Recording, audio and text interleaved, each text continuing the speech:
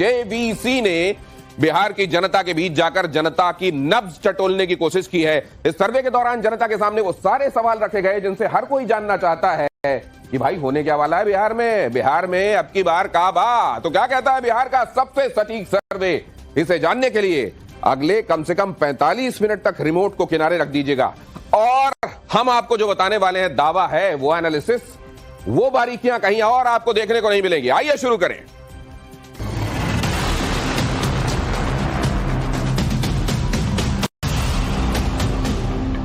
सबसे बड़ी बात तो यह कि सर्वे के नतीजे जो दिखाएंगे आपको वो रखूंगा, लेकिन उससे पहले ये सर्वे किया कैसे गया और क्यों ये साइंटिफिक है, जेवीसी ने ये सर्वे कैसे किया है, ये जरा देखिए आप। इसमें सैंपल साइज बहुत महत्वपूर्ण होता है और ये बड़ा सैंपल साइज है, 63,419 का सैंपल साइज। इसमें पुरुष 34,560 है और महिलाएं 28,859 हैं, जिनके बीच में हम जेवीसी के जरिए गए और वहां जाकर जेवीसी ने जाना कि असल में नब्ज क्या है। कब हुआ यह सर्वे? 7 जुलाई से 18 अगस्त के बीच में। मतलब यह आपको बिल्कुल अभी का ट्रेंड बता रहा है। सर्वे का तरीका फेस टू फेस, आमने सामने बैठकर इंटरव्यू। और आपको यह भी बता दें कि सर्वे में सीट शेयर के नंबर हैं वो 2020 के सीट शेयर के हिसाब से हैं, क्योंकि अभी तक सीट शेयरिंग फाइनल नहीं हुई है।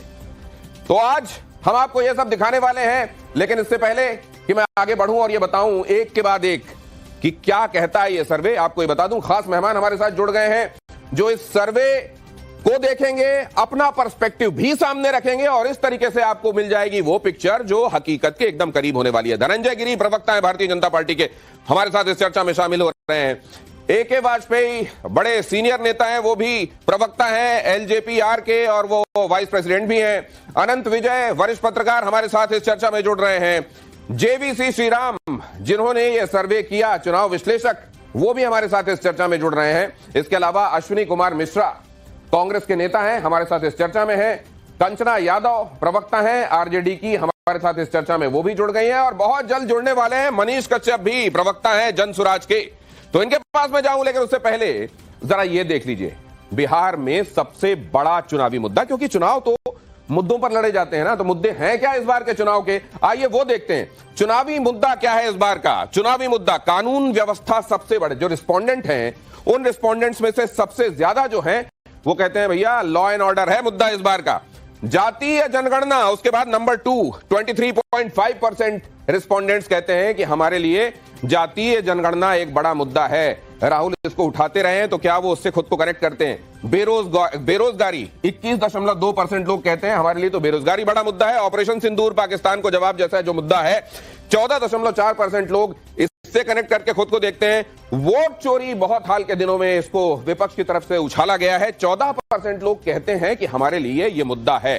तो बिहार में सबसे बड़ा मुद्दा इसमें स्पष्ट दिखाई दे रहा है। अगर पहले और दूसरे की बात करें आप, तो कानून व्यवस्था का और जातीय जनगणना का मुद्दा ये फर्स्ट एंड सेकंड पर है। अब जरा देखिए, क्या आपको लगता है कि वोट चोरी की जो बात कही जा रही है, हालांकि वोट चोरी के संदर्भ में आपने देखा कि 14% रिस्पोंडेंट ये कहते हैं कि हाँ वोट चोरी जैसा मामला उनको कनेक्ट करता है। लेकिन वोट चोरी, क्या आपको लगता है कि वोट चोरी का दावा सही है? आप जब क्वेश्चन आयर बनाते हैं तो क्वेश्चन आयर में कई सवाल इस तरीके से रखते हैं सर्वे के दौरान कि अगर मान लीजिए कहीं कुछ ऐसा कहा जा रहा है जहां पर दिल की बात छिपाई जा रही है, तो अगले सवाल में वो दिल की बात सतह पर आ जाए। अब यार यहां देखिए, दावा सही है, 32% लोग कहते हैं कि ये जो वोट चोरी वाला दावा है सही है। दावा झूठा है, 59% लोग ये कहते हैं कि ये जो बातें की जा रही हैं ये इन दावों में दम नहीं है, वोट चोरी जैसा कुछ नहीं है। जहां 7.25 करोड़ वोटर्स की बात हो रही हो, वहां 7.24 करोड़ तक अगर बात पहुंची है, तो ये नंबर इतना बड़ा नहीं है जो हट रहा है कि वहां वोट चोरी जैसा कुछ किया गया हो। कह नहीं सकते, कहने वाले लोग भी साइजेबल है, 9%। ये 9% लोग जो हैं वो कहते हैं कि हम इस बारे में कुछ कह नहीं सकते कि वाकई वोट चोरी जैसा कुछ हो रहा है कि नहीं हो रहा है। अब जरा इससे आगे बढ़िए, जेवीसी के सर्वे में अगली महत्वपूर्ण बात क्या है? बिहार में जातीय जनगणना से किसे फायदा होगा? बिहार में अगर जातीय जनगणना होती है तो उससे फायदा किसको होने वाला है? यह जरा देखिए क्या कहा जा रहा है। एनडीए को 47.1%, ये ज्यादा बहुत बड़ा चंक कह रहा है कि इससे फायदा एनडीए को। महागठबंधन को 37.2% लोग ऐसे हैं जो कह रहे हैं कि फायदा होने वाला है और स्थिति वही रहेगी, इससे बहुत ज्यादा फर्क नहीं आने वाला। 15.7% लोग ये भी कह रहे हैं। सबसे बड़ा मुद्दा क्या है? उस मुद्दे में एक महत्वपूर्ण मुद्दा वोट चोरी वाला, उससे लोग कैसे खुद को कनेक्ट कर रहे हैं। और यहां आपने देख ही लिया जातीय जनगणना वाले मुद्दे पर लोग क्या कह रहे हैं। बिहार में जातीय जनगणना से किसको फायदा होगा, ये 3 महत्वपूर्ण बिंदु हैं। आइए इस चर्चा को मैं बल्कि उधर जाने से पहले ये एक महत्वपूर्ण क्वेश्चन भी देख लीजिए, जो क्वेश्चन आयर का हिस्सा था और जिसके रिस्पोंडेंट्स ने क्या कहा वो बहुत महत्वपूर्ण है। बिहार में आज चुनाव हुए तो किस समाज का वोट किसको मिलेगा। आप जानते हैं कि बिहार में यह कहा जाता है कि बाकी जगहों पर बेशक दुनिया आगे बढ़ गई हो, लेकिन आज भी जातीय मुद्दे बिहार की सियासत को जकड़ कर रखते हैं। अगर ऐसा है तो फिर ईबीसी एक्सट्रीमली बैकवर्ड क्लास, अगड़े, महादलित, गैर यादव ओबीसी, पासवान और इधर यादव मुस्लिम MY वाला जो समीकरण है वो कौन किसकी तरफ जा रहा है, क्योंकि ये माना जाता है कि मोनोलिथिक तरीके से लगभग ट्रांसफर होते हैं किसी पार्टी की तरफ। तो अब देखिए ईबीसी एनडीए की तरफ 60% जाएगा, महागठबंधन की तरफ 24%, जन सुराज की तरफ अगर गया तो 7% और अन्य की तरफ 9%। यह कहा जा रहा है ईबीसी का जो ट्रेंड दिखाई देगा। अगड़े किधर जाएंगे, 60% एनडीए के साथ जाएंगे, 17% महागठबंधन के साथ, जन सुराज के साथ 22%, 1% अन्य की तरफ जा सकते हैं। आप चले आइए जरा महादलित की तरफ। एनडीए की तरफ 45%, महागठबंधन की तरफ 35%, जन सुराज की तरफ 12% और अन्य की तरफ 8%। ये आंकड़े जो आंकड़े दिख रहे हैं उसमें बिटवीन द लाइंस भी बहुत कुछ है, आप भी नोट करते रहिए, मैं भी, और फिर आगे आपको बताऊंगा। अब जरा इधर आ जाइए, महादलित 45%, 35%, 12%, 8% के बाद गैर यादव ओबीसी 70% एनडीए के साथ, महागठबंधन के साथ 15%, 12% जनसुराज और अन्य के साथ 3%। अब जरा चले आइए पासवान किधर जाएंगे, 65% एनडीए के साथ, 25% महागठबंधन के साथ, जनसुराज के साथ 7% और 3% अन्य के साथ। आप देख रहे हैं जनसुराज भी ठीक ठाक वोट अपनी तरफ से लेता जा रहा है, लेकिन अगर ये जाएगा वोट तो नुकसान किसको करके जाएगा ये आप आगे सुनेंगे चर्चा में। यादव और मुस्लिम MY वाला जो फैक्टर है वो किधर जाने वाला है, एनडीए की तरफ 5%, मतलब बहुत ज्यादा इसमें तब्दीली हो सकता है। पसमानदा वाला जो मुसलमान है वो कुछ इधर आ रहा हो, वरना तो ये 5% बहुत छोटा सा चंक है। लेकिन ये जा कहां रहा है, महागठबंधन की तरफ जो साइजेबल चंक जा रहा है वो वही है MY वाला 75% आपको यहां दिखाई दे रहा है। जनसुराज की तरफ ये 15% है और अन्य की तरफ ये 5%। अब ये अन्य और जनसुराज ये महत्वपूर्ण इसलिए हैं क्योंकि कितना ये खेलेंगे उससे ज्यादा महत्वपूर्ण है कितना ये खेल बिगाड़ेंगे। और उसमें अगर आप देख रहे हैं तो जनसुराज का ये जो 22% और 12% है, ये अगड़े और महादलित के हिसाब से ये एक बड़ी चुनौती है। और उधर आप अन्य के हिसाब से देख लें तो 9% आपको जो ईबीसी का दिखाई दे रहा है और 8% जो आपको दिखाई दे रहा है महादलित का, ये बड़ा इंपॉर्टेंट है। ये जाएगा तो किसकी तरफ से जाएगा ये भी महत्वपूर्ण है। जाहिर है उसकी तरफ से जाएगा जिसकी तरफ ये ज्यादा होगा, पहले जिसकी तरफ ये ज्यादा होगा उसकी तरफ से हटेगा तो जाहिर है वो प्रशांत किशोर की तरफ से जाएगा। तो क्या इसको इसी तरीके के ट्रेंड के साथ देखा जाना चाहिए? आइए चर्चा की शुरुआत करते हैं। सबसे पहले तो जरा अभी तक जेवीसी श्रीराम चुनाव विश्लेषक हमारे साथ हैं, उनके पास यह जानने के लिए पहुंचता हूं कि सर कोई ऐसी बात जो आप समझते हैं कि बड़ी महत्वपूर्ण है और वो उस तारीख के बाद घटी है जब आपने ये सर्वे किया, या सब कुछ लगभग वो जो महत्वपूर्ण है वहां के चुनावों के संदर्भ में आपने शामिल किया है? मनीष कश्यप भी बाय द वे जुड़ गए हमारे साथ, स्क्रीन में नजर आ रहे हैं, उनका भी स्वागत करता हूं जेवीसी श्रीराम से। लेकिन पहले ये सवाल, has everything been incorporated which is significant sir? या एवरीथिंग हैज बीन इनकॉर्पोरेटेड, पूरा इनकॉर्पोरेट कर दिया जी। क्या है हमारा पास 2-3 थिंग्स करता है। एक डेटा एनालिसिस है, पास्ट ट्रेंड्स कैसा हो रहा है और अभी ग्राउंड का सर्वे कैसा है, मूड क्या है। और मूड के लिए कास्ट पे बात कर सकते हैं। महादलित्स बीएसपी के लिए 2015 तक बीएसपी का बहुत अच्छा वोट शेयर है। उसका वोट शेयर थोड़ा महागठबंधन के जा रहा है, बट 12% इज सिग्निफिकेंट जनसुराज का जा रहा है। ठीक है। और भूमियार का कैंडिडेट्स जनसुराज फील कर सकते और राजपूत कैंडिडेट्स फील कर सकते। This 22% will stay with Jan Suraaj. नहीं फील कर सकते, that will move towards the BJP because केंद्र है। तो आप कह रहे हैं सर जो भी महत्वपूर्ण है वो इनकॉर्पोरेट किया गया है। मैं इसमें ये भी आगे ये भी आपसे जानूंगा कि ये जो यात्रा निकाली जा रही है अभी इंडी की तरफ से, वो कितना कितना ग्राउंड में चीजों को, सिनेरियो को बदल सकती है। लेकिन उससे पहले जरा जाऊं मैं अनंत विजय, अभी तक जो आपने देखा इस सर्वे में, जो महत्वपूर्ण बात आपको समझ में आ रही है, जो उल्लेखनीय है, अंडरलाइन करने वाली है, वो क्या है? देखिए, इस सर्वे में दो उल्लेखनीय बात दिनेश जी मुझे समझ में आती है। एक तो वोट चोरी का मुद्दा नहीं है, ये मैं पहले दिन से कह रहा हूं। तेजस्वी जी ने जिस प्रकार से कानून व्यवस्था का मुद्दा उठाया था, उसको उन्होंने पता नहीं जाने किस प्रभाव में या दबाव में उन्होंने छोड़ दिया। क्योंकि जिस प्रकार अस्पताल में दिन दहाड़े घुसकर दिनेश जी हत्या हुई थी और सरेआम बिहार की जनता ने उन हत्यारों को देखा था फरार होते, हत्या करके अस्पताल से पिस्टल लहराते हुए बाहर निकलते हुए, एक बड़ा मुद्दा बन सकता था कानून व्यवस्था का।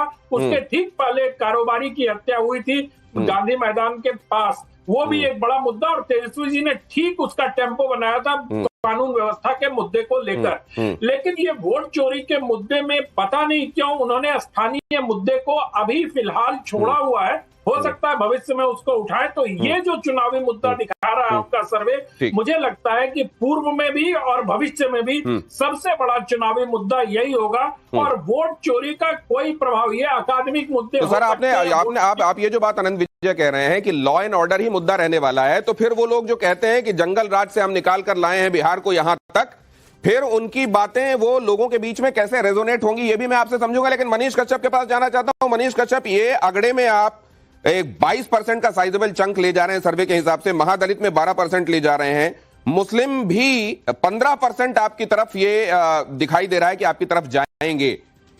इस तरह के ये वोट ले जाने के साथ आप वोट काटेंगे अलग अलग पार्टियों के, या आप अपनी उपस्थिति ऐसी दर्ज कराएंगे कि जो एक पॉलिटिकल पार्टी की होनी चाहिए? दिनेश जी, देखिए, आज से 6 महीना पहले कोई जनसुराज को कंसीडर भी इस लेवल पे नहीं करता था। आज आप कंसीडर कर रहे हैं कि कम से कम हम लोग जो है वो 22%, अगड़े का, महादलित का जो है 12%, उसके बाद से पासवान का जो है 7%, मुस्लिम का जो है 15% हम लोग वोट जो है ले रहे हैं। आज आप ये कह रहे हैं अभी भी चुनाव में 90 दिन बाकी है और बिहार का जो भी एक्चुअल मुद्दा होता है उस मुद्दे पे जो है वो जनसुराज ही बात करती है। तो यकीन मानिए कि 90 दिन के अंदर अंदर सिनेरियो बदलने वाला है और प्रशांत किशोर के साथ जो है बिहार वो चलने वाला है।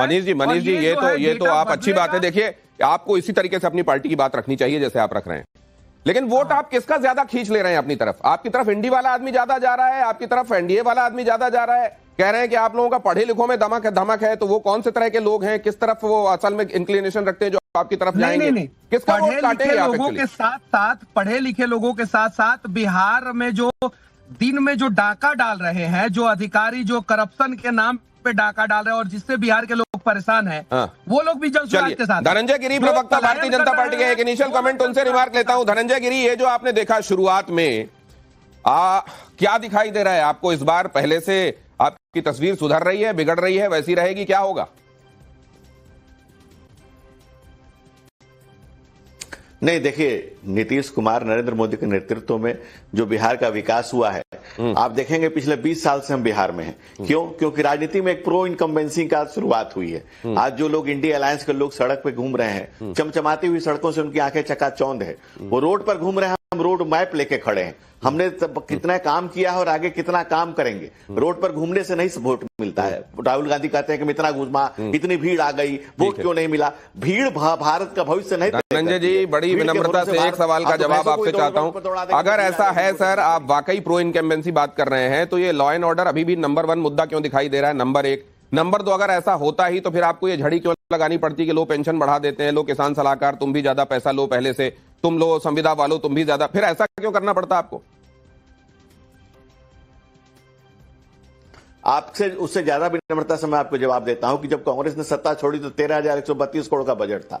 जब उन्होंने लालू के ललटेन में तेल डाला 15 साल तक 23,326 करोड़ का बजट था। आज 3,27,000 करोड़ के बजट तक हम ले गए। तो हम तो विकास को सतत प्रगतिशील करते जा रहे हैं। हम अकेले मेट्रो का बजट 13,665 करोड़ का, 23,665 करोड़, 13,665 करोड़ का लेके आए हैं। कांग्रेस के पूरे स्टेट के बजट से ज्यादा हम अकेले एक प्रोजेक्ट का बजट लेके आए। तो 200 का पेंशन था, हम उसको 400 किए, आज 1200 किए। तो हम तो लगातार सतत विकास करते जा रहे हैं। अब राहुल गांधी अपनी दीदी को लेकर के आए हैं, लेकिन नरेंद्र मोदी के साथ करोड़ों दीदी खड़े हैं जो लखपति दीदी बनी है, जो ड्रोन दीदी बनी है।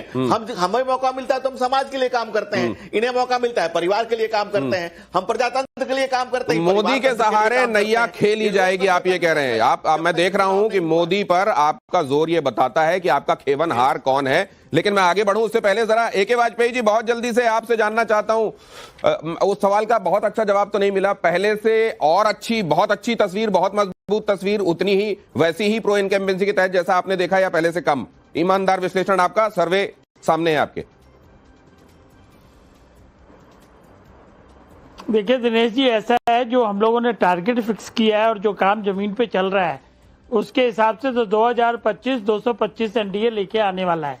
और ये ऐसे ही खोखला दावा नहीं है हम लोगों का, जमीन पे जाके काम कर रहे हैं। अभी तो इन्होंने तो यात्रा करी है, हमने तो जाके घर घर जाके लोगों से मिले हैं, district wise block wise meeting की है, उसके बाद रैलियां भी करी हैं। अरे सर, लेकिन हेडक्वार्टर पे रैली करी है। पिछली बार तो साथ में नहीं थे ना आप लोग। 13 से 14 लाख करोड़ का। दूसरे लोग ये भी कहते हैं कि एलजेपी से जब पूछिएगा तो उनसे पूछ लीजिएगा कि उनके हेलीकॉप्टर की तरह तो उनका आकलन नहीं, कहीं ऊपर से तो नहीं देख रहे हैं चीजें, ग्राउंड वाली छोटी छोटी दिख रही हो या बड़ी बड़ी, कुछ उनका करीब न जाने एक्चुअलिटी दिख रही है उनको। दिनेश जी 100% रिजल्ट आया 2024 में। अरे 2024 में 100% रिजल्ट, 2014 में 100% रिजल्ट। हम लोग काम के बल से जीते हैं और असेसमेंट कभी गलत नहीं होती है। हम लोग तो पार्टी और नेता हमारे जाने जाते हैं कि चीजों को सही मापते हैं, और इसी के हिसाब से हमको ये लग रहा है कि इस बार 65% वोट कम से कम हम लोग लेने जा रहे हैं। कंचना यादव से भी जरा, कंचना यादव, आपने देख लिया सबसे बड़ा मुद्दा क्या है। लोग एक पूरा ब्लॉक किस तरफ वोट करता रहा है, लेकिन जनसुराज के आने के बाद डायनेमिक्स क्या बदल रहे हैं, अदर्स के पास तरफ क्या जा रहा है, आपको क्या दिखाई दे रहा है? अभी तक आपने क्या रीड किया? देखिए, सबसे पहले तो मैं वाजपेयी जी को कहूंगी, कभी से क्या आप श्योर हैं कि आप एनडीए के साथ ही रहेंगे? कहीं ऐसा तो नहीं है कि आप अकेले से लड़े और किसी और के साथ जाएं और जो ट्राइपोलर बनाने की आप कोशिश करें, जिस तरीके से आपके स्क्रीन पर दिखाया जा रहा है। दरअसल हमारा जो सर्वे है ग्राउंड पर, क्योंकि हम सभी ग्राउंड पर हैं, सर्वे हमारा कहता है कि बिहार में इलेक्शन बाइपोलर है, इंडिया वर्सेस एनडीए। वहां पर ट्राइपोलर का कोई संभावना ही नहीं है। तो ये जबरदस्ती का जो ट्राइपोलर और सर्वे और इस तरीके से दिखाई जाने की कोशिश करिए, मैं इसको आप अपनी बात तो करिए कंचना जी, बहुत जल्दी से। सॉरी, एक सेकंड, मैं रेस्पेक्ट कर रही हूँ जिनका सर्वे है, लेकिन हमारा जो सर्वे कह रहा है वो ये कह रहा है कि बिहार में कहीं और कोई पार्टी एग्जिस्ट ही नहीं करती है, इंडिया वर्सेस इंडिया हो चुका है। तो ये फालतू का बनाने का नैरेटिव कोशिश हो रहा है, इससे कुछ होने जाने वाला नहीं है जी। मतलब आप ये कह रहे हैं प्रशांत किशोर वगैरह कहीं कुछ नहीं है, केवल इंडी और इंडी ही है चारों तरफ? देखिए, नहीं, पिछली बार भी 2020 में एक पार्टी लॉन्च हुई थी, प्लूरल्स पार्टी करके, वो भी हवा में ऐसे ही उड़ गई। उनको भी एक ट्राइपोलर बनाने की कोशिश हो रही है। हर साल होता है ये एक्सपेरिमेंट, बीजेपी के द्वारा होता रहता है कि एक नई पार्टी लॉन्च करो, वो विपक्ष वालों का वोट कटवाओ, लेकिन ऐसा कुछ होता नहीं। इलेक्शन बिहार में बाइपोलर होकर देखिए, मैं बहुत जल्दी से जरा, कांग्रेस से भी आपके साथी है, लेकिन आपने एक पृष्ठभूमि बना ली है, तो अब उनको जवाब देने में यहाँ आसानी रहेगी। अश्विनी कुमार मिश्रा, आपसे भी जानना चाहता हूँ, मामला कितना हंकी डोरी आपके प्रोस्पेक्ट्स के हिसाब से दिखाई दे रहा है? क्योंकि यहां पर देखते चलिएगा हम क्या सर्वे में क्या फाइंडिंग्स है वो आपके सामने रख रहे हैं। दिनेश भाई, पहले तो जो सैंपल साइज है, हालांकि इसको आप बहुत बड़ा मानते हैं, बट एक्चुअल वोटर के कंपैरिजन में देखें तो हम 2000 पे एक सैंपल साइज है। इतना कम सैंपल साइज है, उससे जनता के मूड का पता लगाना बहुत मुश्किल है। हालांकि उन्होंने सर्वे किया है, मैं उनकी रिस्पेक्ट करता हूं। ठीक है। मुझे सर्वे से डेटा के साथ साथ सर्वे के क्वेश्चन भी थोड़े अजीब से लगे। जैसे आप जनता से पूछ रहे हैं कि जातिगत जनगणना होने से किसका फायदा होगा, इस सवाल का जवाब जनता से आप कैसे एक्सपेक्ट कर सकते हैं? जनता कैसे बताएगी? इसका आप कैसे आकलन करेंगे? रही बात बार बार प्रशांत किशोर को पोर्ट्रेट करने की कोशिश की जा रही, जैसे हमारी बहन कंचना। अरे नहीं, आपने महत्वपूर्ण बात कही है, ये जेवीसी श्रीराम से पूछ लीजिए, कोई नेता जेवीसी श्रीराम से जल्दी से पूछ लीजिए। आगे मैं मिश्रा जी, महत्वपूर्ण बात है आपने जो कही है कि आपने रिस्पोंडेंट से ये क्यों पूछा कि जातीय जनगणना से किसको फायदा होगा? जेवीसी श्रीराम, जल्दी से। ये इसे 18% ऑफ द वोट्स पहले 2020 पे इंडिपेंडेंस और छोटा पार्टीज का गया, इसका रिकॉर्ड पे है। हमारा सैंपल साइज कम है, बट हमारा बजट के लिए सैंपल साइज कर दिया, और हमारा रिसर्च भी है, हमारा ऑडिट भी है। आपके लिए थोड़ा सर्वेस है 3000 2500 सैंपल साइज के लिए। आप अप्रिशिएट करता है कांग्रेस लोग। ओके, आगे बढ़ना पड़ेगा, वरना ये सारे फिगर्स मैं आपके सामने रख नहीं पाऊंगा। कंचना यादव कुछ कहना चाहती है, लेकिन पहले देख लीजिए जरा अब अगला महत्वपूर्ण मसला इस सर्वे का, वो देखिए आरजेडी में अंदरूनी कलह को आप कैसे देखते हैं। आरजेडी में अंदरूनी कलह, हालांकि इसमें कंचना कह सकती है कि मान के आप कैसे चल रहे हैं कि अंदरूनी कलह है, लेकिन इसके लिए देख लिया जाना चाहिए कि दोनों भाइयों की तरफ से क्या स्टेटमेंट। परिवार का मामला है 45%, लालू परिवार में लड़ाई है 34.7%, नाटक है और मार्केटिंग की रणनीति है 10.3%। ये भी कहते हैं कि ये सब जानबूझकर किया जाता है, थोड़ा कंफ्यूजन फैलाना भी बहुत जरूरी होता है, कि रायता ना फैले तो फिर स्वाद नहीं आता। प्रशांत किशोर के बारे में आपकी क्या राय है, ये भी हमने पूछा कि आप उनकी हैसियत को इन चुनावों में कैसे, किंग मेकर हैं 12.4% लोग कहते हैं, खेल बिगाड़ेंगे 32.7% लोग कहते हैं। ये असल में अगले चुनावों के लिए अपनी जमीन तैयार कर रहे हैं। सबसे बड़ा साइजेबल चंक है, यही मानता है कि 43.2% कहते हैं कि इस चुनाव में तो नहीं, लेकिन यहां से उनकी जमीन बननी तैयार हो जाएगी। 2025 में सरकार बनाएंगे 11.6%, मतलब अगर आप इसको जोड़ ददीजिए 12.4% और 11.6%, तो ये सीधे सीधे आप इसमें 10 का इजाफा कर लीजिए, तो ये 22% के आसपास, 23% के आसपास लोग कह रहे हैं ये किंग मेकर या सरकार बनाने वाली भूमिका में, लेकिन सबसे ज्यादा लोग अगले चुनाव की तैयारी के तौर पर। अब जरा देख लीजिए बिहार के लोग नीतीश कुमार के बारे में क्या सोचते हैं। शानदार कार्यकाल, लेकिन अब थके हुए हैं 31%, स्वस्थ रहने तक मुख्यमंत्री बने रहेंगे 19%, उनके जैसा कोई कद्दावर नेता नहीं है 12%, युवाओं को सत्ता सौंपने का समय आ गया 24%, कोई टिप्पणी नहीं करने वाले लोग 14%, तो सबसे ज्यादा जो 31% हैं उनका कहना है शानदार कार्यकाल, लेकिन अब थके हुए हैं। युवाओं को सत्ता सौंपने का समय आ गया, अगर उसको भी जोड़ लीजिए आप तो 24%, इसमें ये सीधे सीधे 55% के आसपास हो जाता है। मतलब रहे तो नीतीश कुमार शानदार रहे हैं, लेकिन अब थकान आने लगी है, फटीग आने लगी है, किसी और को मौका। अब अगला देखिए जरा, ये जेबीसी का सर्वे, सवाल कि बिहार में मुख्यमंत्री पद का पसंदीदा चेहरा कौन है, पसंदीदा चेहरा। अब जरा देखिए पहले की रीडिंग, यहां कोई विरोधाभास मिलता है या उसी के सपोर्ट में यहां पर फाइंडिंग है। देखिए जरा, तेजस्वी यादव कह रहे हैं, रिस्पोंडेंट्स में से जो मानते हैं कि तेजस्वी यादव होना चाहिए, सबसे अच्छा मुख्यमंत्री चेहरा वही है, सबसे बड़ा नंबर यही, 30% लोग कह रहे हैं कि ये तेजस्वी यादव ही होना चाहिए सीएम के तौर पर, तो उन्हीं का चेहरा ठीक लग रहा है। नीतीश कुमार शानदार कार्यकाल रहा है, लेकिन अब 23% के साथ दूसरे नंबर पर वो संतोष कर रहे हैं। यहां प्रशांत किशोर कहने वाले 14% हैं, चिराग पासवान और सम्राट चौधरी कहने वाले 9% है। बीजेपी से कोई चेहरा होना चाहिए 5% लोग कहते हैं, महागठबंधन से कोई चेहरा होना चाहिए 10% लोग कहते हैं। तो ये जो है, ये क्या चिंता का विषय है 23% भारतीय जनता पार्टी और जेडीयू के लिए। क्या ये तेजस्वी यादव वाला 30% जो है कंचना यादव और मिश्रा जी को, अश्विनी मिश्रा जी को, क्या ये एक तरीके का बूस्ट देता है कि चेहरे के सहारे जो नैया खे जाने की एक तैयारी होती है, क्या वो यहां महत्वपूर्ण है? ये आपने जो देखा, इसमें कई चीजें, क्या अंदरूनी कलह चल रही है, क्या अंदरूनी कलह ड्रामे का हिस्सा है, क्या जेडीयू वाकई अभी तक नीतीश के चेहरे के सहारे चली लेकिन नीतीश अब थकने लगे हैं क्या, और क्या सीएम के तौर पर जो चेहरा है वो खेवनहार बन सकता है क्या? आरजेडी और कांग्रेस के लिए ये खुशखबरी है क्या? जरा ये समझता हूं। पहले जरा धनंजय जी की टिप्पणी लूं इसमें। धनंजय जी, क्या है फाइंडिंग आपकी? देखिए, चेहरे की नहीं, चरित्र की राजनीति की है। नीतीश कुमार के बेदाग चरित्र ने दिल्ली से लेकर के बिहार तक की जो उनकी राजनीति की यात्रा रही है, नरेंद्र मोदी और नीतीश कुमार बेदाग चरित्र के व्यक्ति रहे हैं लगातार पूरी जीवन यात्रा में। और जहां तक आप बात करेंगे उधर की, तो आप देखेंगे कि बिहार के चुनाव में, एमएलए के चुनाव में तेजस्वी बार बार कह रहे हैं कि हम राहुल जी को प्रधानमंत्री बनाएंगे। एमएलए के चुनाव पता नहीं कैसे प्रधानमंत्री बनाएंगे, लेकिन कांग्रेस के मुंह से कभी नहीं निकल रहा है कि तेजस्वी, हालांकि उनकी सत्ता नहीं आने वाली, बावजूद बेचारे के संतोष के लिए भी राहुल जी बोल देते कि हमारे, लेकिन कांग्रेस नहीं बोल रही है। कांग्रेस के कंधे छिल गए लालू परिवार की पालकी ढोते ढोते। ये पालकी उतारो यात्रा है, कांग्रेस को कोई सीट देने के लिए राजद तैयार नहीं था। तो राहुल जी रोड पर जो मेहनत कर रहे हैं वो कुछ चंद सीटों की मेहनत कर रहे हैं, कंधे उनके छिल रहे हैं। 15 साल आपकी सत्ता दोगे पालकी। और धनंजय जी को ये पीड़ा हो रही है, अश्विनी जी इसको समझ रहे हैं, इसीलिए उंगली खड़ी कर रहे हैं। आइए उनके पास चले, अश्विनी जी जल्दी से। बिल्कुल, लोकतंत्र में परिवार तंत्र की पीड़ा है। चरित्र की बात की इन्होंने, भारतीय जनता पार्टी के चरित्र, जेडीयू के चरित्र की बात की दिनेश जी। इनके जो उप मुख्यमंत्री हैं भारतीय जनता पार्टी के सम्राट चौधरी, वो चिल्ला चिल्ला कर कहते थे कि नीतीश कुमार ने शराबबंदी के टाइम पे 10,000 करोड़ का घोटाला किया और आज वो उनकी सरकार में साथ में मुख्यमंत्री हैं। तो प्लीज आप चरित्र की बात मत करिए। भारतीय जनता पार्टी और जेडीयू का चरित्र जनता ने देखा है, आपका लॉ एंड ऑर्डर, आपका करप्शन क्या क्या हुआ है, और जनता उसको मुंहतोड़ जवाब देने वाली है, चाहे सर्वे के आंकड़े कुछ भी कहें। यहाँ पॉपुलैरिटी 33% नहीं होकर, अरे तो जनता अगर किसी चेहरे को देखती है और वो कहती है कि सीएम के तौर पर ये चेहरा हमको अच्छा लग रहा है, तो उसमें चरित्र भी शामिल होता है उसके दिमाग में, या चेहरा चेहरा देख के कह देती है? कंचना यादव जी, मैं तो धनंजय गिरी जी को रिप्लाई देना चाह रही थी। सीएम चेहरे का ये कह रहे थे ऐलान नहीं कर रहे, तेजस्वी जी का नाम नहीं ले रहे हैं। तो धनंजय गिरी जी, आप यह बता दीजिए, कांग्रेस ने यह नहीं कहा ये हमारे चेहरा मतलब होंगे, तो यह कब कहा कि ये हमारे चेहरा नहीं होंगे? आप कोई भी बयान दिखा दीजिए जिसमें कांग्रेस ने यह बोला हो कि तेजस्वी जी हमारे चेहरा नहीं होंगे कोटेड। तो इसलिए ना, अरे होंगे कोटेड क्यों नहीं है? जनता जब सीधे सीधे किसी चेहरे को सबसे ज्यादा पसंद कर रही तो होंगे कोटेड क्यों नहीं है? कंचना जी, इसी पर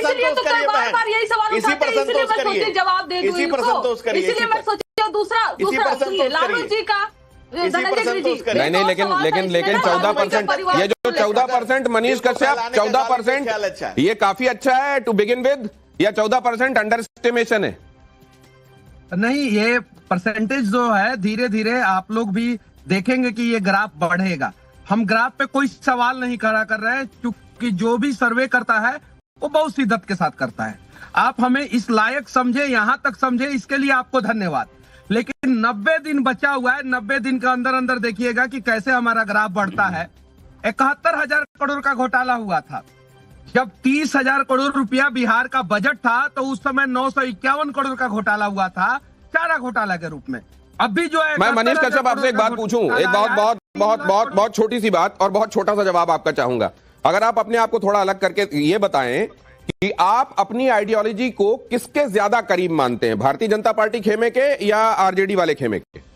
हम अपने आइडियोलॉजी को बिहार का करीबी मानते हैं, क्योंकि भारतीय जनता पार्टी जो अनंत विजय के पास चलता हूं। आपने जो कहा, बहुत सारी चीजें यहाँ फिगर के तौर पर सामने हैं, बहुत सारी चीजें जलेबी हैं, गोल गोल हैं, और फिगर्स के बारे में कहा जाता है ये there are times when they skirt more than they reveal. ये फिगर्स ऐसे होते हैं। तो क्या छिप रहा है, क्या सामने आ रहा है? अनंत विजय, देखिए, बहुत कुछ इसमें संकेत ठीक मिल रहे हैं। मुझे लगता है अभी छिपने छिपाने वाली स्थिति नहीं है, लेकिन अभी आपके चैनल पर चरित्र की बात की गई और राजनीतिक दलों का कोई चरित्र नहीं होता। दिनेश जी, मुझे याद पड़ता लालू यादव की जिस कांग्रेस विरोध की उपज थे, उसी कांग्रेस के साथ आज उनके सुपुत्र राजनीति कर रहे हैं। जिस कांग्रेस पार्टी के युवराज ने लालू यादव। अनंत विजय सर, आपकी आवाज को हमको दुरुस्त करना पड़ेगा, कुछ कट के आ रही है सर, इसको मैं ठीक करता हूं। और जरा ये एके वाजपेयी जी से एक बहुत क्विक कमेंट लेता हूं। एके वाजपेयी जी, ये जो अभी की रीडिंग आप देख रहे हैं, ये जो परिवार के अंदर कहा जा रहा है कि इस समय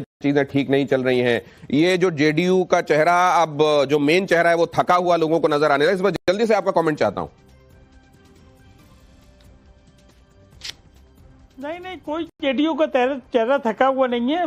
मुख्यमंत्री आज भी दिल्ली आए हैं और आप अक्सर देखते हैं बाकायदा पॉलिसी डिसीजन लेके अनाउंसमेंट कर रहे हैं और बिहार की जनता को रिलीफ भी दिए जा रहे हैं। ऐसा कुछ नहीं है। लेकिन हाँ, जहां तक युवाओं का अगर कंपटीशन होगा तो तेजस्वी यादव हो जाए या ये